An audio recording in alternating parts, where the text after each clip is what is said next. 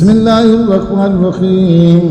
والطور وكتاب مسطور في رق منشور والبيت المعمور والسقف المرفوع والبحر المسجور إن عذاب ربك لواقع ما له من دافع يوم تمور السماء مورا وتصير الجبال سيرا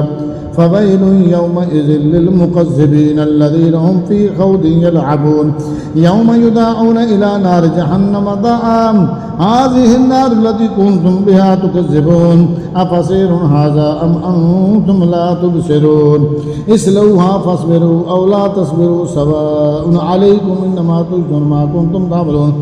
إن المتقين في جنات ونعيم فاكهين بما آتاهم ربهم ووقاهم ربهم عذاب الجحيم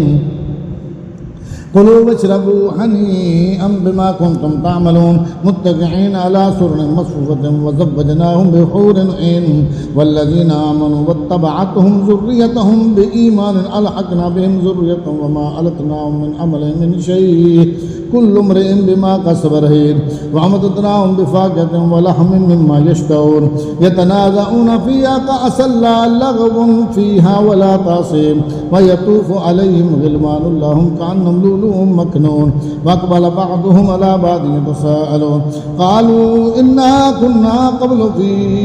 أهلنا مشفقين فمن الله علينا ووقانا عذاب السموم إنا كنا من قبل ندعوه إنه هو البر الرحيم وذكر فما أنت بنعمة ربك بكاهن ولا مجنون أم يقولون شاعر نتربص به ريب البنون قل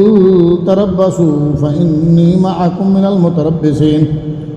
أم تأمرهم أحلامهم بهذا أم هم قوم طاغون أم يقولون تقبله بل لا يؤمنون فليأتوا بحديث مثله إن كانوا صادقين أم خلقوا من غير شيء أم هم الخالقون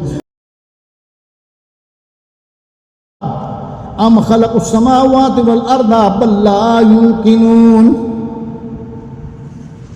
أم عندهم خزائن ربك أم هم المسيطرون أم لهم سلم يستمعون فيه فليأت بمستمعهم بسلطان مبين أم له البنات ولكم البنون أم تسألهم أجرا فهم من مغرم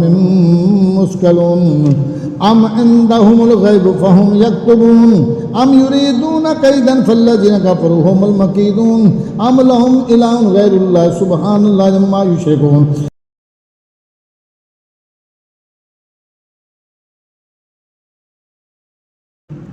وإن يروا كسفا من السماء ساقطا يقولوا سحاب مركوم فذرهم حتى يلاقوا يومهم الذي فيه يصعقون يوم لا يغني عنهم كيدهم شيء ولا هم ينصرون وإن للذين ظلموا عذابا دون ذلك ولكن أكثرهم لا يعلمون فاصبر لحكم ربك فإنك بأعيننا وسبح بحمد ربك حين تقوم ومن الليل فسبحه وإدبار النجوم